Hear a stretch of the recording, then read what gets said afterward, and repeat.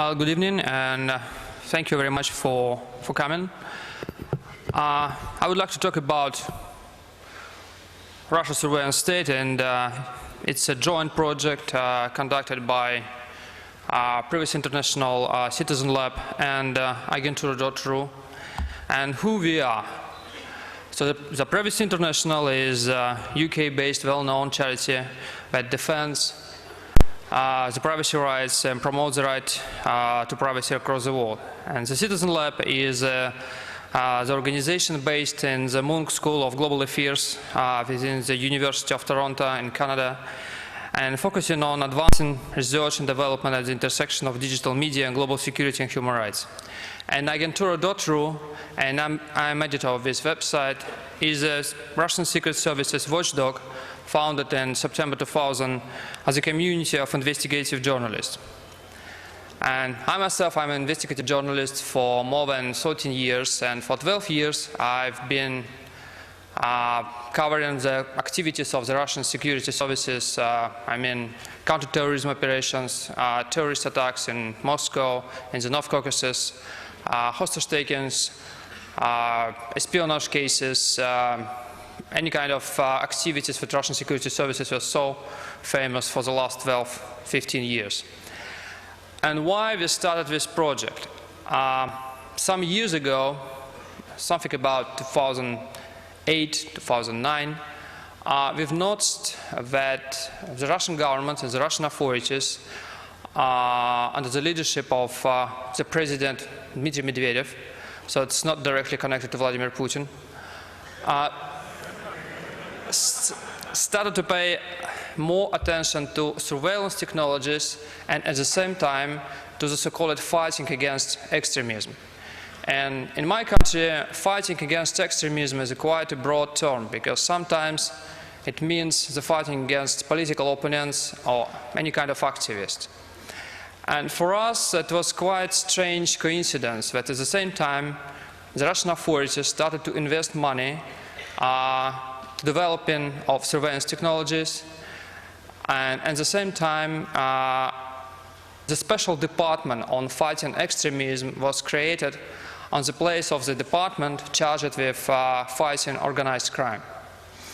And when I told you about that Medvedev started to pay personally attention to surveillance technologies, I mean such thing like the famous Commission of Modernization of Russia.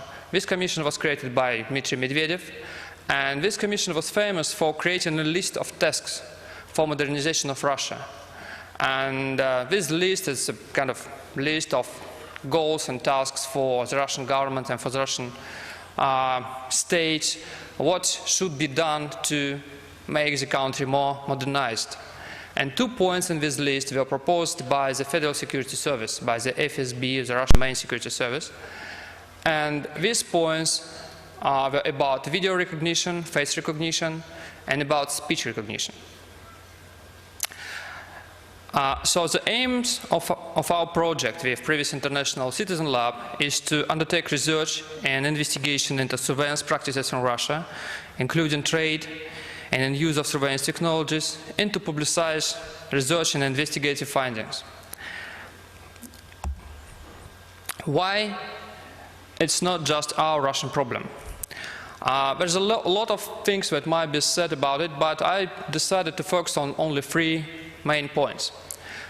In 2012, Russia introduced the Internet censorship legislation, which requires from ISPs, Internet service providers, to install DPI, deep packet inspection, technology on the nationwide scale. And that legislation took in force this November. Second point is Russian approach to so-called LI, lawful interception. And the next thing is that Russian companies enjoy the leading positions in some areas of surveillance technologies worldwide. And let me talk about these things in more details. First thing and first point is DPI in Russia. It's quite a complicated thing, and you see here supplies and installations. I just wanted to show you that all biggest world supplies of DPI technologies are already in Russia. More of that, biggest operators in Russia already installed DPI technologies even before the legislation of this November. And the problem here that it's not directly connected to political will of the Russian government. It was made firstly purely of commercial reasons, so it's mostly a commercial thing, and most of this technology, most of equipment, DPI equipment, was introduced in 2010, 2011 because mobile phone operators wanted to make sure that they might suppress unwanted traffic, such as torrents and Skype. So the introduction of DPI technologies happened in Russia not because of political pressure, but because mobile operators wanted to present special tariff plans for customers and to make sure that they can shape traffic and they might suppress the traffic they don't want to broadcast. So it mostly coincided with the introduction of mobile internet, when in Russia we could buy USB things to connect to the internet, your laptop or your devices. And the problem here is that now, when the Russian state started to request the internet service providers to use DPI equipment not to shape traffic, but to block access to content that considered by the Russian state as harmful or illegal, it's became quite difficult to question the policy of Western providers of such technologies, because firstly they sold this stuff to Russia because it was a commercial demand. And you see that now we have all these big companies in Russia, a lot, and Wimpelcom is mobile phone operator, Sandvine, Canadian Sandvine, it's installed in Rostelecom, and Rostelecom is a Russian analog of British Telecom, for example, so it's nationwide operator. MTS, it's the second biggest mobile phone operator in Russia, and Cisco is there. And Procera, again, made in the United States, and Wimpelcom, and Huawei is installed in Megaphones. This is the third mobile phone operator in Russia. The strange thing now is we got a kind of scandal around DPI, but it's mostly not about that internet community in Russia are really concerned with privacy and with some dangerous aspects of DPI technology, but because internet service providers are required to buy this stuff themselves. And only mobile operators bought the DPI equipment, and ISPs were quite reluctant to buy this stuff. We might explain it by the nature of the Russian market. The problem is that mobile operators, because they faced the problem of mobile internet, they wanted to buy DPI. And ISP, internet service providers in Russia, they mostly provide to customers very simple tariffs, and they just don't need DPI. Now they are forced to buy it, and that causes the scandal. But not because they are outraged by the Russian new legislation. They just don't want to buy this stuff. So that's why I think it's a very good example how Western surveillance technology might be presented in Russia, and it would be a very complicated thing to try to challenge this policy, because it's, on the one hand, it's commercial, on the other hand, internet service providers and mobile phone operators, they are quite reluctant to contact with activists and with human rights organizations, because their only concern is that they don't want to pay for this equipment. The next thing, and this subject, lawful interception, is connected with DPI, because Russian providers try now to connect DPI with lawful interception. And that might be quite a dangerous development of technology. The problem here that DPI, as maybe you know, allows the internet service providers not just to block access to something, but to identify those who try to connect particular web page, particular services, to send some particular emails. For example, already in Russia, DPI used it to identify spammers. And this technology might be used to identify those who try to, for example, talk about protests in their emails. DPI might help to solve the problem of identification of these who try to talk about it. Because law enforcement interception is mostly about, for example, you know the particular person, you want to follow, to intercept his communications, so you start with the person. DPI start with the problem. For example, they have the problem of discussion about protest, they use DPI, they identify people, and now they can follow them. So the connection between these two technologies might be too dangerous. And another problem here, and why it might be more dangerous than in the Western countries, that the understanding of lawful interception in Russia and in the West are quite different. This is a chart that presents the West European version of lawful interception.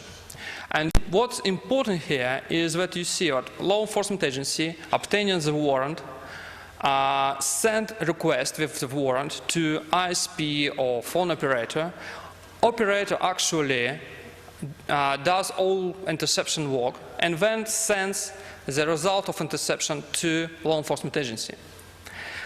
The problem is that the Russian scheme of lawful interception is quite different. What we see here, we see so-called control, PU is, we might translate as control device. So this control device is installed in the headquarters of the FSB, of the Federal Security Service. There's only one line directly to the lawful interception equipment installed in the servers of ISPs and phone operators, and you see only one line. So the problem here that nobody tried to send the warrant or to show the warrant to internet service provider. According to Russian law, the FSB is obliged to obtain the warrant. The problem is they don't need to show it to anyone, because internet service providers has no secret clearance, so they have no right to access the secret information. The information about warrants considered to be secret, so they have no right to ask. So the problem here that actually internet service providers are responsible only for paying for installment of lawful interception equipment, and that's all. It's a box. It's a box which ISP personnel have no access even to the room where this box is installed. And there is the direct channel between the FSB headquarters and this box. The problem here, what's the main difference between the Russian approach and the Western approach?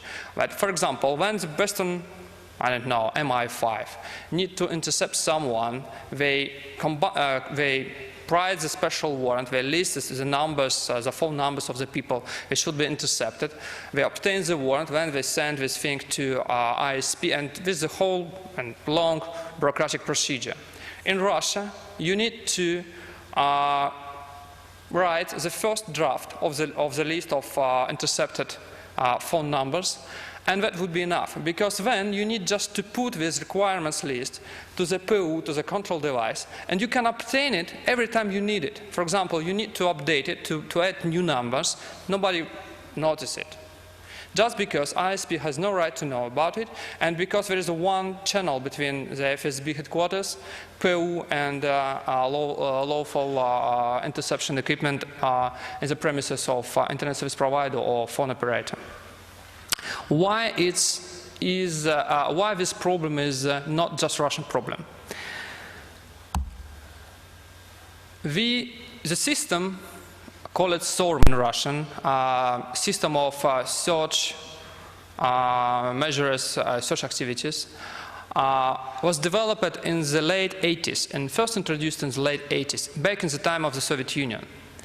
And what we got after the collapse of the Soviet Union, that all so-called independent states of the former Soviet Union, they inherited with all Russian things and all Soviet insignia, they also inherited regional branches of the KGB. They also inherited not just branches, not just people, but procedures. And the problem that most of the countries which thought to be completely independent decided to stick to the Soviet experience in surveillance technologies and in surveillance and conducting of surveillance operations. SORM, the Russian word SORM, is still in use in Belarus, in Ukraine, in Uzbekistan, in Kyrgyzstan, and Kazakhstan. It's just the same system. Might be some technical, tiny requirements might be different, but the system as a whole is the same. And this gives enormous advantages to Russian suppliers of SORM equipment. Because, for example, if you're a Western company, well, you might sell some stuff to Russia or to Uzbekistan or to Kyrgyzstan, but you need to update your equipment because Russian SORM is not so equal to lawful interception equipment in the West. Because you need to produce this PU control device, you need to produce a special channel, blah, blah, blah, so you need to cooperate with the Russian suppliers. And Russian suppliers feel quite happy in all these countries, and sometimes it's even more important than political relationships between Russian authorities and authorities of a particular country. For example, the best example maybe is Uzbekistan. Uzbekistan is not very happy with the Russian presence. They are not part of any of military alliances supported by Russia. And even the people in the security services of Uzbekistan are trained in the United States.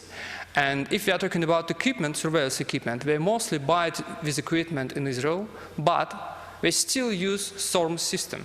The legislation, the rules, the procedures are the same in Russian. So they always have this door to the Russian technologies and to the Russian approach. It already caused some problems in, for example, in Kyrgyzstan, when Kyrgyz government was embarrassed 2 years ago when some telephone conversation of leading politicians were leaked to the internet.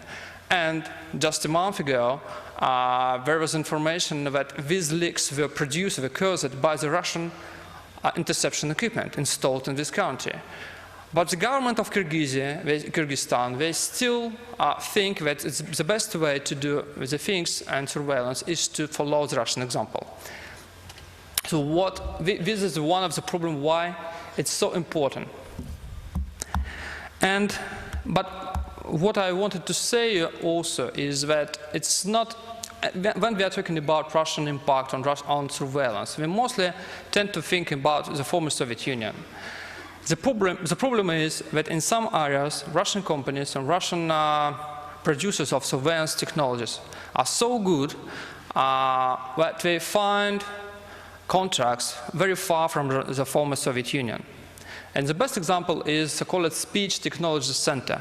It's quite a famous company. It's listed in the WikiLeaks project spy files because they produce very good speech recognition technology, maybe the best in the world. The background of this company is quite curious because it's exactly the same company where Alexander Solzhenitsyn, the famous Soviet dissident, was worked in the 50s. It's the same Gulag secret factory, but just transferred from Moscow to St. Petersburg. And people who work there, they're still very proud of it. They told me it's openly that they remember how Solzhenitsyn worked there, and they have no moral consideration about how it might be understood in the world. And they just sold on nationwide scale the technology of speech identification to Mexico. And now this technology is installed not only in Mexico, but in the Middle East, in Singapore. They try their hand in China, in Colombia, and Ecuador, and many, many other countries. What's the problem here? When these people arrive, and they are very good specialists, when they arrive in the country like Mexico, of course the first question is that they don't want to buy just technologies. They want to buy the result, that this technology would be useful to catch criminals or maybe someone else like dissidents. And all the time they try to say, okay, it's not enough just to buy equipment. You need to change your procedures. You need to create the system of dissemination of gathered information. And quite smoothly, these people became and turned from just suppliers of technology into advisors in security issues. And for example, in Mexico, the whole new police units were format because of the advice of these people. Because these people will know better how to disseminate these technologies, and they just dictated what might be the best, how to collect this information, how to provide this information to investigative units, and how when to collect it in the special databases. So they changed it slightly, the whole police system in the country. And in this case, we are talking not about former Soviet Union, we are talking about Mexico.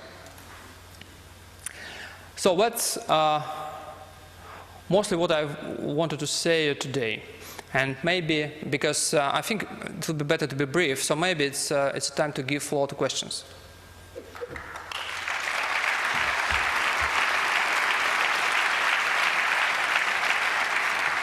Okay, thank you very much for the interesting talk. So, are there any questions in the room right now? So you just go behind the mics and ask your question. Or is there a question from the IRC channel, Signal Angel? No question at all. Okay then.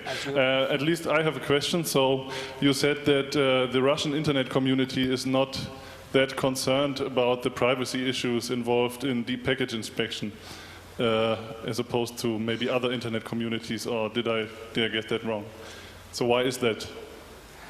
The problem that for many years Russian authorities show that they don't want to change the legislation, they don't want to repeat the Chinese approach. Also, they boasted that the internet in Russia would be more free than in Central Asia, than in Uzbekistan and China, and they hated the idea that the internet in Russia might be filtered. And the first time when they started slowly to change this approach happened in 2007, but to be frank, it has not been done systematically. In most cases, it was sort of a regional initiative. Some small regional court issued a special request to a local ISP, asking them to block access to some Chechen websites. And that would be just a regional initiative. Nobody repeated in the whole country. Nobody noticed it. And that's why we got a quite strange situation when, for example, Kafkas Center, the most famous website supported by Chechen rebels, was simultaneously not blocked, but asked to be blocked in many, many regions. But in fact, it was available everywhere. And only now, in November, the situation is completely changing, because now we got this single register of sites which should be banned, and which requires all ISPs providers, all operators, long-distance, short-distance operators, to install DPI technologies and to start block access to website. And first time we got the nationwide system. And that's why only now people started to worry about the problem. One example is that most people only now started to think about anonymizers. And even Tor is quite a new word for Russia. It was, in fact, introduced only this November, and there was a lot of strange talks about Tor, but it might be undercover, underground network of drug dealers, etc., etc. It was quite funny. It was pronounced by liberal journalists, not because we were, well, pro-Kremlin, but just because we don't know what the Tor is. Thank you. So we have questions in the room now. I'll start with mic 2 then. Hi. How did you learn which DPI vendors each ISP is using? Well, because I'm a journalist, so I sent requests to ISPs. We have a system of when you can't control some contracts, you can get information of some contracts, even if ISPs don't want to publish this information. And so that's why we get this information, published it on Wired last month in November. Okay. Okay, mic 3 then, please. So there was recently a law passed, or recently more enforced, that basically prevents the population from criticizing the government. Have you seen this being used, or this system being used in new ways in recent history? You mean DPI or lawful interception? Interception. Interception. Yes, we got quite interesting figures just 3 months ago. But in 5 years, the number of legal warrants for interception doubled in Russia, almost doubled. And we got these figures, well, just by chance. And first thing we thought, well, what might be the explanation? Because in most countries, when you see that the number of intercepts growing, it's explained by reasons of fighting against terrorism, or maybe fighting against organized crime, something like that. In Russia, what was interesting, that when this process began in 2007, that was exactly the year when the Russian authorities stated that the number of crimes started to decline. That's the first thing. The same year, in 2007, the Russian authorities said that the counterterrorism operation in Chechnya is over. So they officially stated that the terrorist threat started to decline also. So not just the threat of organized crime, but also the problem of terrorism. And the last thing that we got with information just 2 weeks ago, the Supreme Court of Russia supported the case against political activists who tried to sue the FSB department in one of the Russian towns, because the FSB department there put the guy under surveillance just because the activist went to the political manifestation questioning the broadening powers of the FSB itself. And the Supreme Court supported the FSB and said it was right, it was legal to intercept for 180 days all traffic, all phone calls, and even physical surveillance of the activists, just because the guy took part in the manifestation questioning the policies of the FSB. So he was never accused of anything, he was never charged, but the Supreme Court decided that was right. Okay, then we have a question from the internet. All right, the first question is, how does DPI affect internet performance? Is it noticeable? Excuse me? Can you repeat the question? Yes. How does DPI affect internet uplink performance? Is it noticeable? Well, in fact, as far as I understand, many people try to say that it might somehow affect the speed of internet connection, but in fact, we didn't see any such problems, and internet service providers, the biggest ones, like Rostelecom, claim that the channels are quite big and you cannot sense these things, and that's why it's sensed only by users of mobile internet.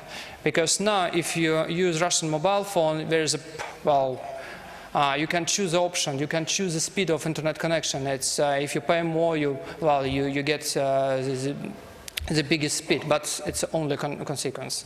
You cannot test it, these things if you use internet at your home or at office. Okay, then next question from Mike 2. Yeah, I wanted to know if you knew something about at what stage they are in the deployment of DPI devices in Russia, as in doing some brief measurements just from some points in Russia. I understand that they are currently doing it only on an IP basis. So do you see that, like, do you think they will do the next step soon? And do you know, like, how much they have started rolling this out, and with what sort of level of granularity? As far as I understand, the biggest discussion, the most important discussion took place in September, when all biggest operators and providers, and even Google, debated this issue with the Ministry of Communications. And they thought about IP, then they thought about pages. And as far as I understand today, they even thought about how to use caching technologies like peer-up technologies, for example, to filter video on YouTube, because the normal DPI cannot help you to block a particular video on YouTube, but caching technologies might be of some use. So that's why now they proceed to introduce these caching technologies. But are you aware of at what stage they, like, are you aware of some ISP that is doing it, for example? Well, the list I presented, all of them started to use these things. So it's quite certain they stated this even in their statements, in the official statements. So it's open. So-called biggest free mobile phone operators, and in Russia they also provide mobile internet and fixed internet. They started to use these things on more. But what I mean is stage. that they are actually using some rules on top of it, like not just that they have caching proxies that are doing HTTP caching, but that they also are applying rules on top of it. Well, I think I was told only about caching things. So, well, there's a lot of talks about, for example, maybe we need to think now about VPN, to do something with VPN in Russia, on the example of Pakistan. But it's mostly about rumors. It's not about. I don't have any documents to support that any decisions were taken. Okay, question on mic 3. Yes, thank you very much, Bolshaya Spespio. You talked about, if I understood you correctly, that from Uzbekistan, certain data had reached Russian intelligence services from interception in Not Uzbekistan, Kyrgyzstan. Kyrgyzstan, all right, sorry. You were talking about how systems working after the Russian model are being deployed in countries in Latin America. You mentioned Mexico. Is there any evidence, or are there any hints to support that data intercepted in these countries may find their way to Russian agencies? Well, the only allegation was made in Kyrgyzstan, and it was about 2 devices. One phone taping device, but to be frank, it was not very serious because it was of enterprise level. It was a kind of device that was installed in the building of the government, and so it's not very serious. It's not about. So it might be about how to intercept phone calls of government employees, but it's not about population. And a second device, it was a SORM device installed in 2008. But as far as I understand, it's the only allegations, and the producers and the suppliers of these technologies told us that it was an intergovernment decision to install these devices, but they denied all kind of allegations and say that they have no access, etc. So by now, I cannot say for sure that the information collected in this country might be. So of course, it gives the Russian authorities a good positions in these countries, just because we can, for example, travel to this country as advisors and to advise how to use such technologies. But to say that we actually connect the surveillance equipment in this country to Moscow center, I think it's to say too far. Thank you. Okay, then an RSC question, please. Yeah, the second question, whether they do both speech recognition for content analysis and pinning conversations on individual, and how you can be contacted. How many? The last bit was how you can be contacted. Contacted? Yes. By whom? By people with questions, I think. They might visit the website of Agentur.ru, send me a mail, but in fact they might go to the webpage of this speech technology center. Is it both in Russian and in English? They became quite famous because of the revelation and because they were put in the list of spy files project of WikiLeaks. So you can find a lot of information about them. Well, they became quite secret now, because they don't want to give comments about these things, because they have an American outlet and they don't want to be accused of anything wrongdoing. But in fact, well, you can go to their websites and to get some initial information. Okay, then we'll go on with the room first. Mic 2. You have said that DPI technology was installed for commercial purposes first, blocking BitTorrent and Skype, and was later used in the massive surveillance system SORM. You have only briefly touched how it was used for censoring websites, which went into effect in November. What is by definition supposed to be censored? What is defined as extremist? And maybe what part of, was there political speech censored? And what cases of overblocking were there, like instead of a single site blocking an entire domain? Well, actually the legislation was ostensibly all about protection of children. And of course it was quite funny. For example, the idea was that we need to block all websites that you might find child pornography. And then the next thing was that we need to block all websites that you might find information about how to commit suicide. And then people started to ask, well, if I'm, for example, adult, and I would like to commit my suicide, so why I would be not allowed to go to this website? And, well, ostensibly because it's all about protection of children. There is no children here. Just about adults who want to commit suicide. Why he is not allowed to go to this website?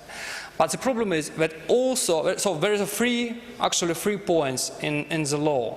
One is about child pornography, second is about committing suicides and propagating of suicides, and the third point is about drugs. But in fact, there is a fourth point, and this is the most important and the most dangerous, because there is a point about that also you can, the register would consist of the websites which found illegal by Russian courts. So the first three things, well, the information about the first three categories would be put in the register without any court decisions, just because some guys in the Ministry of Interior or in the Federal Anti-Drug Agency might decide that this site is not very good. But the third thing might be more important, because Russian courts tend to find illegal a lot of websites which actually have nothing to do with child pornography or etc. etc. We have a long record for many years, until maybe since 2007, when a lot of websites were found illegal, but in fact, because ostensibly because they are extremists, but in fact it was mostly about political activity. For example, some political organization was considered to be found by the court illegal, so all websites of this organization would be found illegal. And of course, you cannot find anything extremist on these websites, but the access would be blocked. So it was used to suppress some political discussions. For example, the last example, the very latest example, everybody knows the case of pussy rights. So now the Russian court found that all free videos of pussy rights should be banned. So it's not about child pornography, it's not about committing suicide or drugs, but it's found illegal and it's banned now in Russia. Okay, thank you. Mic 3 then. Hello, привет. I would like to know, to what extent does the FSB or its affiliates engage in routine surveillance of foreign nationals when they're in the territory of the Russian Federation or its friendly states? Just for example, myself, I'm basically nobody important or interesting really. I have no public profile, not politically involved, but I may next year spend a couple months just basically living there and hanging out and working remotely for an American company, maybe using a regular cell phone, and also not particularly paranoid. I like to be paranoid, but I just find it takes up too much time, so simpler to be less paranoid. But really, just is there a realistic chance that my traffic will be just monitored in some routine way and maybe looked at by some human being, in anything concerns I should be expressing to my employer? Thank you very much. Okay. Well, because of the latest development between the Russian relationship between Russia and the United States, you might be not so paranoid, but in fact the problem is that when we are talking about surveillance and especially interception in Russia, now from maybe 2010, we are talking not only about the FSB, because in fact it's also quite ominous development. Since the early 90s, it was decided quite quietly, but that according to the law, 8 agencies in Russia have the right to intercept phone calls and internet traffic. But the FSB would put in charge to technically conduct these kind of operations and then to disseminate the information to other agencies. What we get now, since 2010, that all other agencies, for example, what we found, it was quite, really strange thing. I can't explain it why they decided to do it in this way. the Federal Prison Service, which is responsible for guarding inmates, they started to buy SORM equipment and install them not in prisons, but on telephone stations in the towns. And nobody understands. It's well, I tried to send an official request. I was told that it's all completely secret and it cannot be debated. But in fact, what we got now, that a lot of parallel systems of surveillance now in existence in Russia, because it's not only about the FSB, it's also about interception capabilities of Interior Ministry, about the interception system of Anti-Drug Agency and the prison service, at least. So, well, so you might decide yourself. So maybe you might be put under surveillance, but it would be not necessarily the FSB. It might be some other services. Хорошо. Okay, then we go on with a question from the IRC. Are there Russian activists that educate people how to counter DPI and by using things like Tor? No. Maybe because human rights organizations and activists were not really ready for such dramatic shift in Russian policies, because, as I told, well, for 20 years, Russian government and Russian authorities stated that they never followed the Chinese approach on the internet. And just suddenly, this summer, they changed completely their approach to the internet. Even after the Arab Spring, when the FSB started to say something about we need to counter the Arab Spring, we need to counter the social networks, actually they failed. For example, the most famous example, when we tried to counter the problem of dissemination of information about protests in social networks, was in December, the time of the first protest, when the FSB department in St. Petersburg sent a written request to, it was, well, signed by the chief of the FSB department, to the guy who is in charge of Contact, it's a Russian version of Facebook, asking him to remove some protest groups. Of course it was published, of course it caused a big scandal, and everybody think that the FSB are completely crazy and they don't know what to do with social networks. And then suddenly we got this new legislation. So human rights organizations and activists, they are not ready, in fact, to provide any kind of assistance, any kind of help to other activists, what to do with the DPI, and even, as I told, even Tor is quite a new thing in Russia now. Okay, then Mike 2. Coming from the UK, I'm not used to such good civil rights as we have in Germany, particularly for political protest and the like. Typically, when you go on a protest in Britain, there's a low level of intimidation with being video cameraed and the like. And there's the next stage of political intimidation when people turn up at your door knocking, etc. What you've been talking about is the surveillance, the issues of things that I can correspond going back the years to things like Indie Media in Oxford having their servers seized so that all the IP addresses could be found, which is a more primitive technology. What worries me even more is the next stage that happens after they've started doing the trawling, the intimidation that happens to prevent people being politically active. Is there much that's documented that can be traced to deep packet inspection, to this mass surveillance of internet traffic, and documented that it's directly a consequence of this that people have been further politically intimidated? Well, I cannot say that specifically DPI technology was used to intimidate political activists. I might say that other technologies, surveillance technology, were already used, especially in January and in spring of 2012 and December 2011, when, for example, some technologies were used to crack emails of activists, and they leaked to the internet and used by pro-government media. And at the same time, we got a lot of so-called, well, opposition gates when law enforcement interception systems were used to intercept phone calls of the leading opposition leaders, and when it was leaked again to the pro-government media, and when the FSB used these videos and these audio transcripts as a pretext to open the criminal case against the opposition leaders. And I think that, and what has worried me, that DPI might be the next step. But as far as I know by now, it's mostly this kind of, mostly FSB now based their activity on lawful interception, not on DPI. So, but the DPI might be the next step. Okay, mic 4. Hello.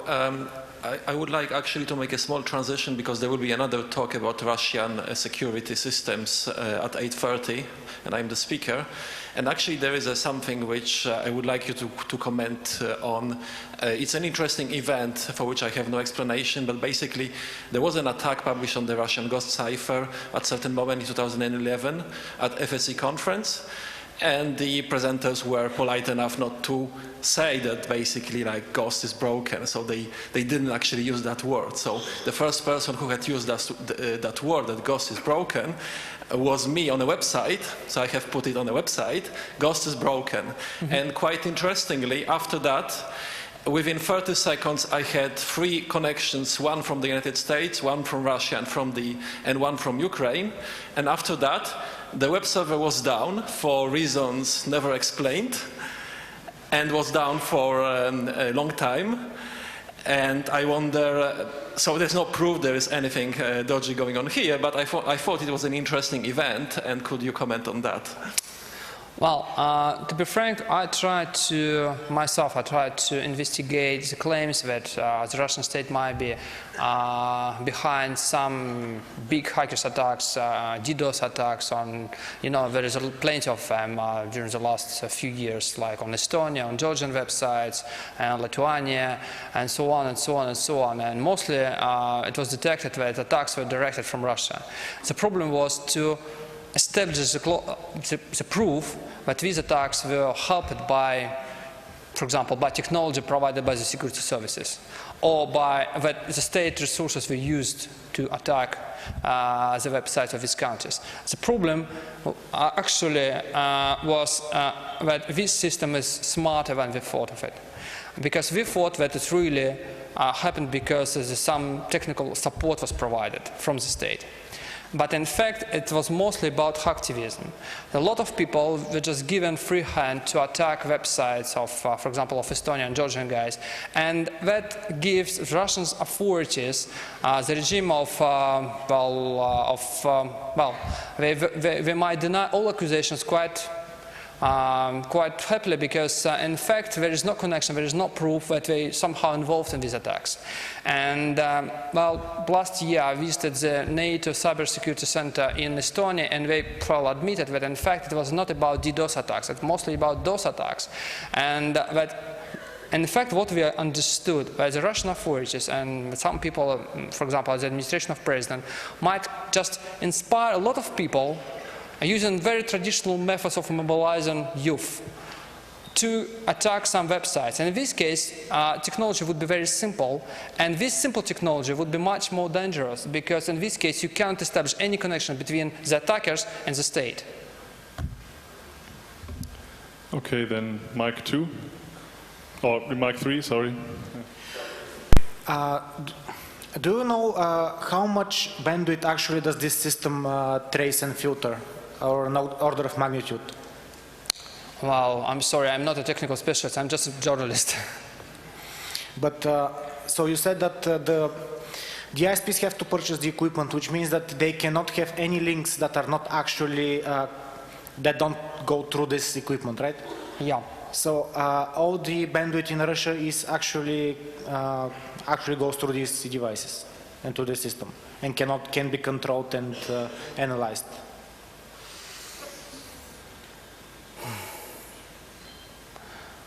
Can you repeat your question, because I don't quite, I'm not very technically advanced, and I'm quite sorry for that. So, to paraphrase it, is there any connection in Russia that I can use to talk to someone over the internet that's not going through these devices? Well, no, because in fact all ISPs are required to install lawful interception, and at the same time when we started to build DPI equipment, I was told, and I got proof, that in Siberian regions and in some regions in Far East, they already started to combine already existed storm equipment with DPI technologies. And the problem is that storm are everywhere. You just cannot provide any kind of services without lawful interception equipment. It's just one of the line in your license. So if you are not follow the license, you cannot be an operator in Russia. So there is no way to avoid these things.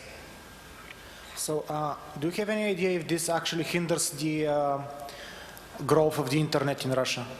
Is this a problem for the growth, for the upgrade of links and everything like that?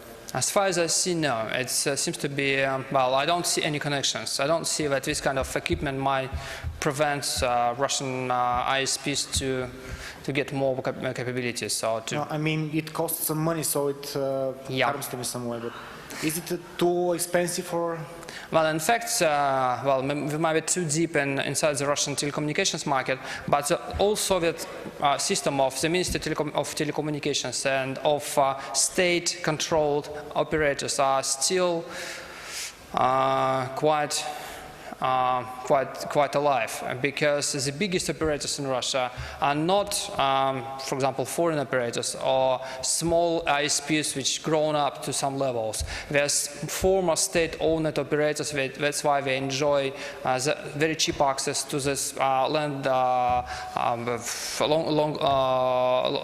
line operators, and that's why they might provide cheaper services. And so that's why what we have now is that the biggest operators are former state-controlled operators. And for them, it's not a big problem with this kind of expenses. Thank you, and thank you for your courage. Thank you.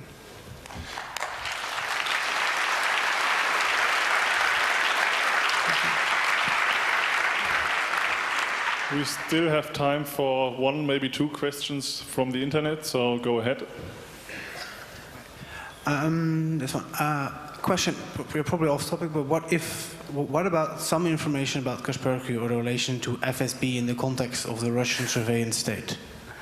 Very good question. I might direct you to the excellent profile published a few months ago on Wired about Kaspersky.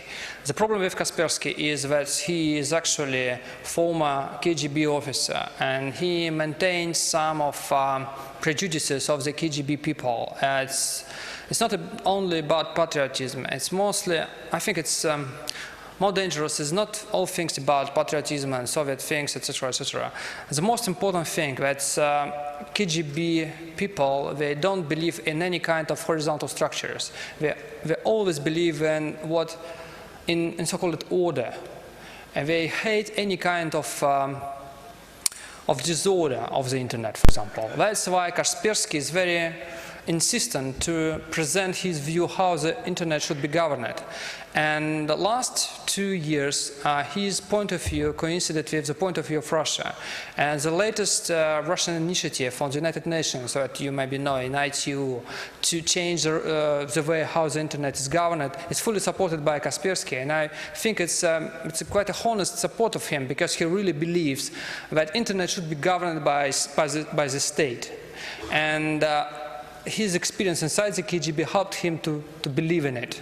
And that's the biggest problem with him. And for more detail, I think it's better to read this excellent profile on Wired. Okay, then one last question, please. What's about I2P in Russia? It seems to be very active. What about awareness of anonymous services? About what? Could you repeat that, please? What's about I2P in Russia? It seems to be very active. And what's about awareness of anonymous services? Sorry. About Tor again. And, also Tor, yes, but I2P is also some form of anonymous peer-to-peer network. It's not very popular just because people don't need to. Well, actually. in Russia, people need such kind of services only when they try to access some things from the office computers. And only now, from November 1, we started to think about anonymizers, about all kind of proxy things, and about how to avoid such kind of control. So it's very new development for Russian customers, and they are very, to be frank, naive, and they don't actually understand how it might be helped and how they might avoid such kind of control. And in this case, they might be more naive than people in Uzbekistan, because in Uzbekistan, people already knew how to deal with the problem, but not in Russia. Okay, then, yeah, still have 3 minutes, so if you have a short question left. I have enough questions. If they sell technology to Mexico, can that technology also analyze the Spanish language content or only identified individuals? This technology is very good. But the problem is that the language is actually is not very important. They can analyze the physical capability of every man. And the problem that now they started to update the system of only speech recognition with the face recognition. And also the problem is that these people convinced the government of Mexico that the largest databases of speech examples should be collected to make this system operational. And that's why, for example, now all policemen are required to give the examples of a speech, ostensibly to fight corruption. And some states, some Mexican states, it's also the requirement for every citizen if the citizen wants to obtain the driving license. So it's become quite a totalitarian thing. And the pretext is fighting against corruption and the fighting against kidnapping. But in fact, what they got the system of identification of people by voice and by face on the nationwide scale. And Spanish language is they even developed the technologies for Chinese. So Spanish is not a very big issue for them. Okay, then. Thank you very much for your talk and very much.